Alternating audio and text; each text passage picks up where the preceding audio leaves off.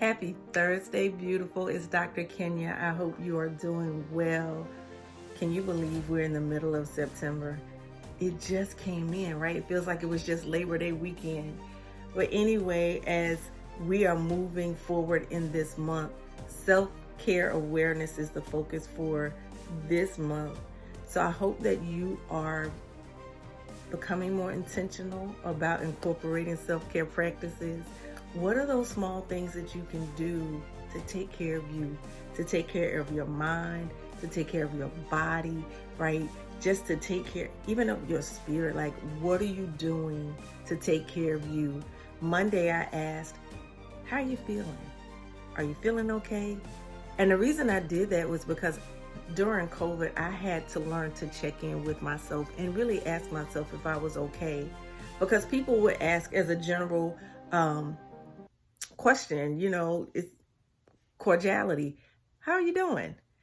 And I recognized that a lot of my responses were, I'm okay. I'm good. But I really wasn't. I was internalizing some things. I was harboring some things. And my standard response was, oh, I'm good. I'm okay. But I had to take time to check in with myself and ask myself every day, how are you feeling? And if it wasn't a positive, if I didn't answer in a positive, I dug deeper. Like, okay, why am I not okay? Or why am I just okay? What's happening that I don't like? Is there something that I need to address that I've been putting off? So checking in with yourself is a form of self-care. It doesn't cost anything. Just look in the mirror. How you doing today? How am I today? Am I okay? The other thing that you can do to practice self-care is to check your expectations. Sometimes we have expectations of things and people that aren't necessarily realistic. So making sure that we're checking in with expectations, because when we have an expectation of people and it's unmet, that can that can play with our emotions. We can become frustrated or irritable, even disappointed. And if it's not checked and dealt with in a quick manner, it harbors into unforgiveness. It harbors into bitterness. We carry that in our bodies and we create stress inwardly that's not necessary. So as you're checking in with yourself and asking how you're feeling, ask yourself, what are my expectations? What am I expecting today? And if what I expect today does not happen, how will that impact my mental health?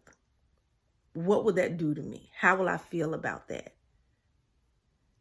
Ask yourself that. How would I feel if my expectations aren't met today? Will I be angry? Or if they are met, will I be excited, right? So just daily check-ins, checking in with yourself is so important.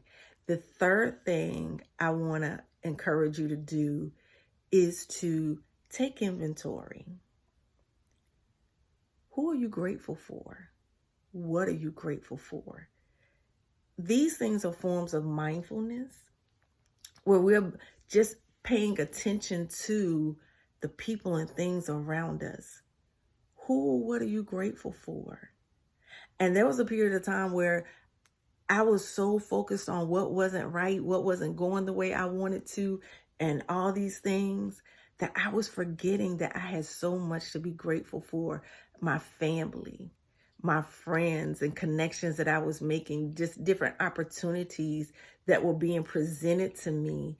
I wasn't thinking about those. I was focusing on the negative, creating the stress.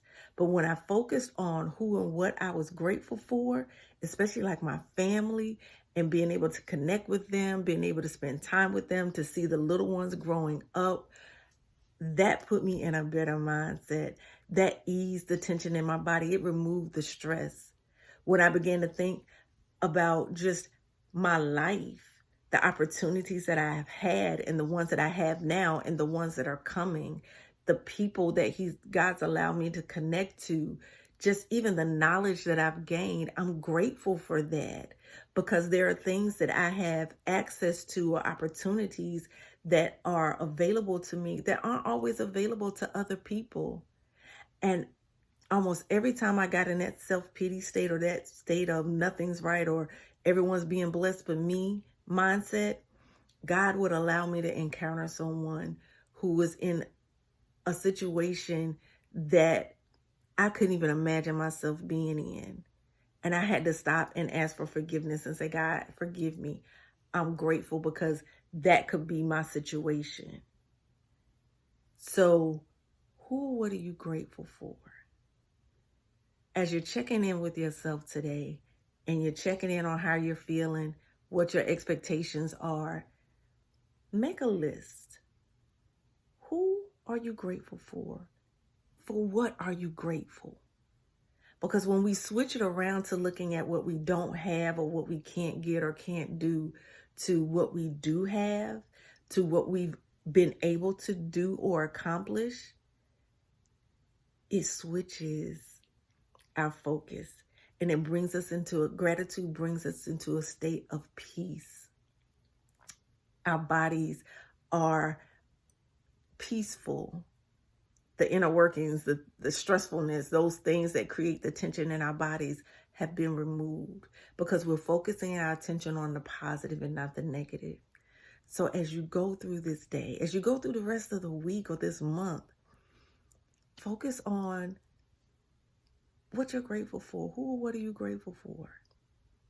Because that's so important to our mental health and our mental well-being, but also our spiritual health and well-being. I hope you have an amazing day. I love you. And let me know in the comments, who or what are you grateful for? I'm grateful, I said, for my family and the opportunities that I have, but I'm grateful for you as well who take the time to watch and share the messages. Thank you so much. It does mean a lot to me. So thank you again. Have an amazing day. I love you. Smooches. Mwah.